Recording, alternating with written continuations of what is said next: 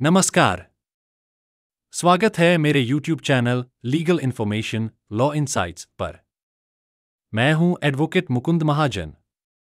आज हम बात करेंगे वक्फ संशोधन अधिनियम 2025 पर सुप्रीम कोर्ट में चल रही सुनवाई की।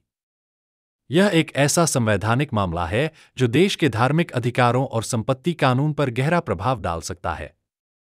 आइए जानते हैं इस केस की पृष्ठभूमि, याचिकाओं के मुद्दे, सुप्रीम कोर्ट की टिप्पणियां और आगे की संभावनाएं। केस का विवरण। मामले का नाम मोहम्मद जावेद ORS, बनाम भारत संघ एवं अन्य। वृत्त याचिका नागरिक संख्या 329/2025 और संबंधित याचिकाएं।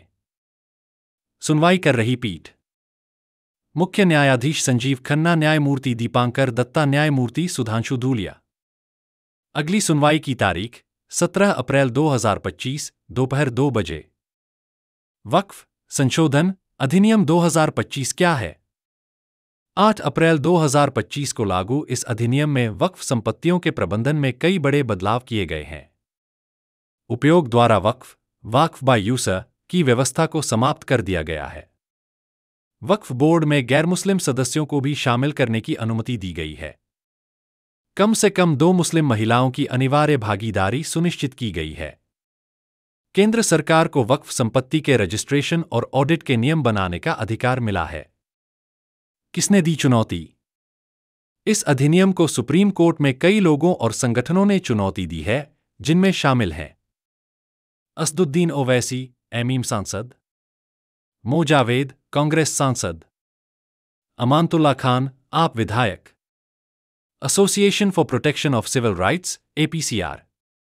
इनका कहना है कि यह कानून अनुच्छेद 25 और 26 का उल्लंघन करता है, जो धार्मिक स्वतंत्रता और प्रबंधन का अधिकार देते हैं। सुप्रीम कोर्ट की मुख्य टिप्पणियां। 1. वक्फ बाय यूजर पर सवाल। CJI संजीव खन्ना ने कहा कि पुराने धार्मिक स्थलों जैसे मस्जिदें, दरगाहें आदि के पास कभी रजिस्ट्री नहीं थी। उन्हें गैरवक्फ घोषित करना अव्यवहारिक और असंभव है। 2. गैर मुस्लिम सदस्यों की नियुक्ति। कोर्ट ने पूछा, क्या केंद्र सरकार हिंदू धार्मिक ट्रस्टों में मुस्लिम सदस्यों को नियुक्त करने की इजाजत देगी? केवल एक्स ऑफिशियो पदेन सदस्य ही गैर मुस्लिम हो सकते हैं, बाकी सभी मुस्लिम होने चाहिए। 3. कलेक्टर की जांच के दौरान वक्फ संपत्ति की स्थिति। कानून कहता है कि अगर कलेक्टर वक्फ संपत्ति की जांच करता है तो उसे वक्फ नहीं माना जाएगा। कोर्ट ने इस प्रावधान पर रोक लगाने की संभावना जताई है। संभावित अंतरिम आदेश इंटरिम ऑर्डर। सुप्रीम कोर्ट निम्नलिखित 3 बिंदुओं पर अंतरिम आदेश जारी कर सकता है। 1. वक्फ बाय यूजर सहित कोई भी वक्फ संपत्ति फिलहाल डिनोटिफाई नहीं की जाए।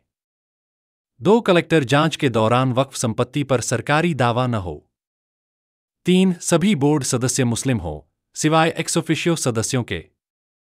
सरकार का पक्ष। केंद्र सरकार ने सुप्रीम कोर्ट से कहा है कि वह अपना पक्ष रखने के लिए थोड़ा और समय चाहती है।